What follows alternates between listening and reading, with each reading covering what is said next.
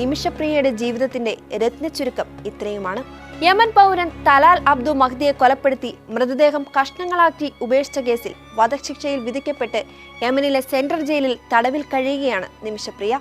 വധശിക്ഷ ജൂലൈ 16 നടപ്പാക്കുമെന്നും ഇത് സംബന്ധിച്ച് ഉത്തരവിൽ പബ്ലിക് പ്രോസിക്യൂട്ടർ ഒപ്പുവെച്ചുവെന്നുള്ള വാർത്ത ഞെട്ടലോടെയാണ് കേരളം കേട്ടത്.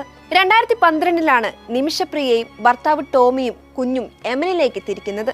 നേഴ്സായ തന്റെ ജോലിയിൽ നിന്നുള്ള വരുമാനവും സ്വകാര്യ കമ്പനിയിൽ ജോലിയിൽ പ്രവേശിച്ച ടോമിയുടെ വരുമാനവും കൊണ്ട് കുടുംബം അത്യാവശ്യം മെച്ചപ്പെട്ട നിലയിലേക്ക് ഉയരുമെന്നായിരുന്നു അവരുടെ പ്രതീക്ഷ.